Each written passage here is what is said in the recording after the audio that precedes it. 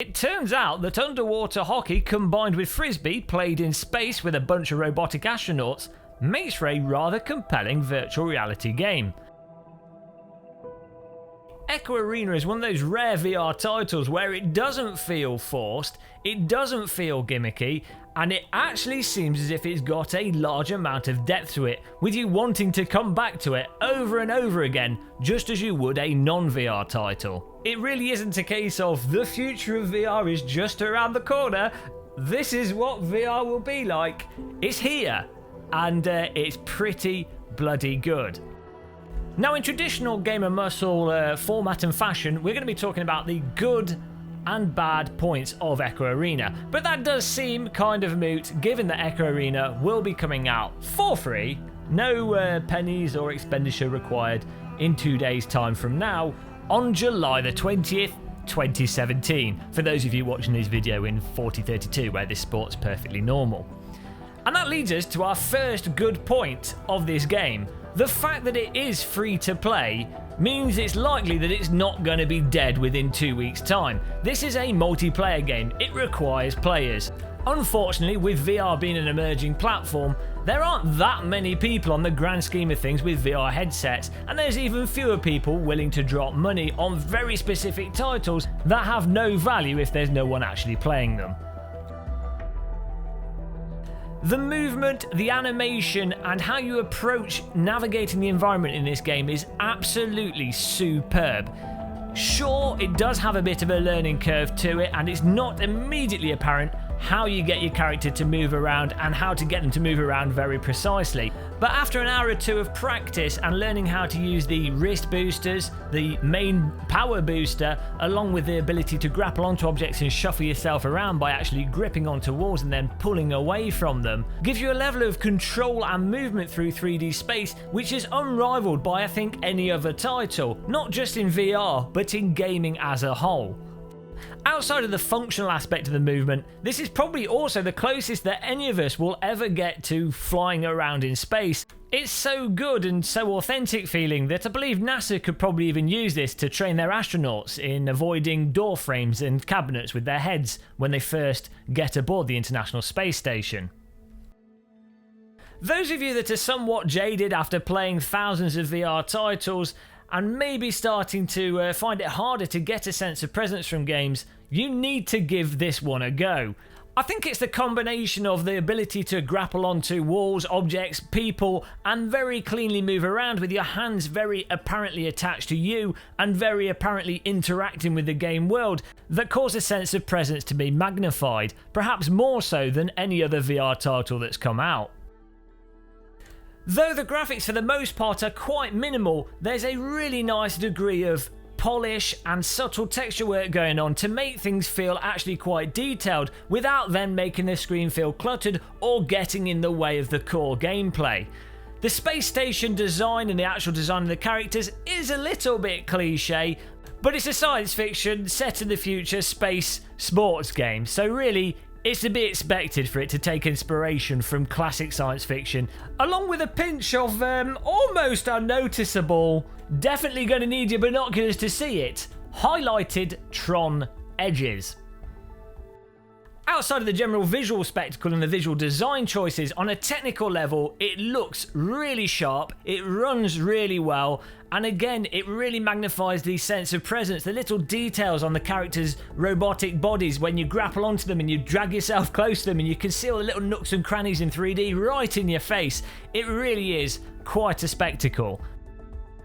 Though the spatial audio might not quite be the best, with it sometimes being a little bit ambiguous as to where people are talking to you from, at a functional level the audio is really good, with you very easily able to just talk to your teammates and communicate what's going on, which of course is rather important in this type of sports game.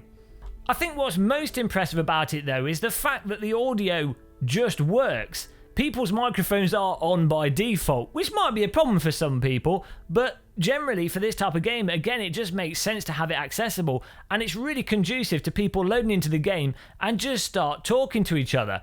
That then combined with the hand movements and the actual replication of those hand movements in the game make for a really quite powerful social experience completely outside from the core objective of the game.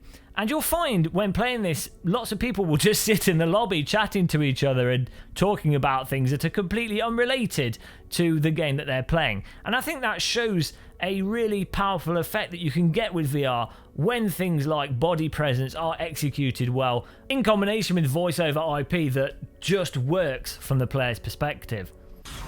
Forest catches the enemy path.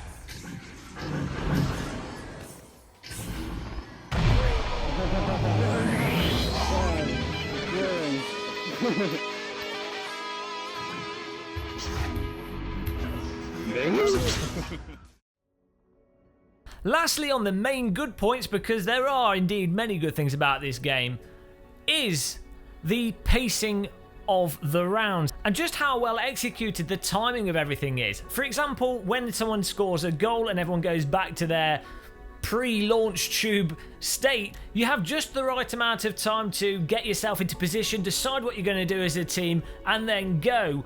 And it might sound like a simple thing, but it's the sort of thing that if a developer gets wrong can utterly break the game and just make it a real chore to play. But you can really see that there's been a great attention to detail with the pacing and timing of everything in this to just make it flow nicely and feel really slick. And the end result is, at each round, at the beginning of each round, and the beginning of each time someone scores, there's a real anticipation as to what's about to happen. And again, it just really gets you into the game, ready to be punched in the face by a 10-year-old and repeatedly beaten by that 10-year-old because they've of course spent more time playing it than you, not because they're actually better than you and really you should give up gaming.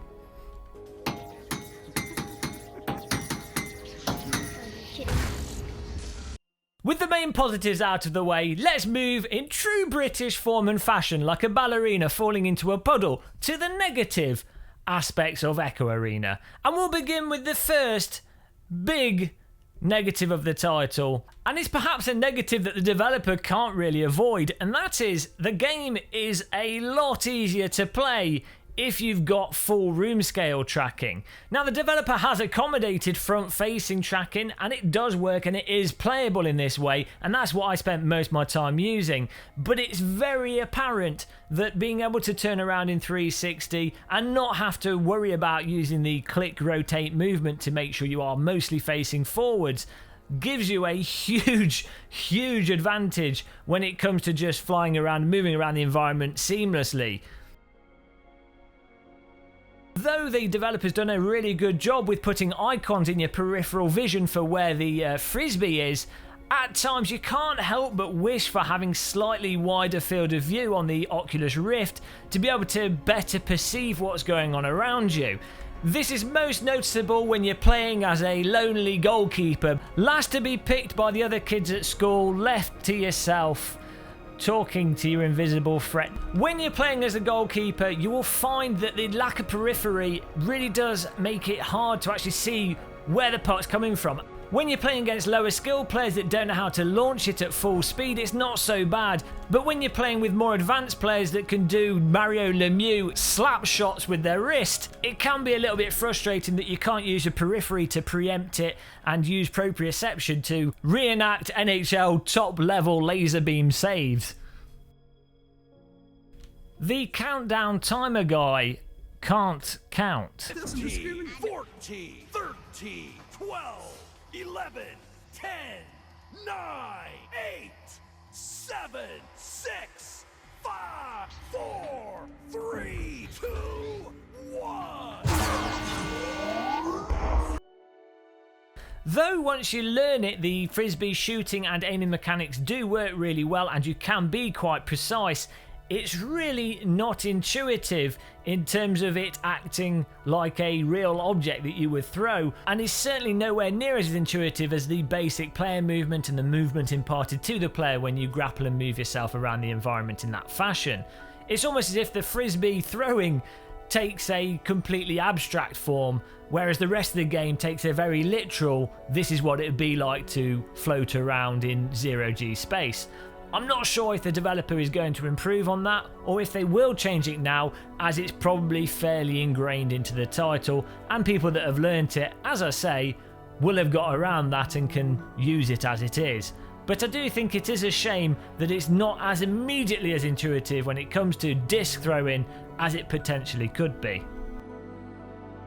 If I have to pull that bloody latch down again, I'm gonna have a breakdown. Please, after the first time, once you've established to players that they can interact with the world, it's not needed. Just have it automatic. It's the future. We already have automatic doors on supermarkets. I'm sure this space station can have automatic latches.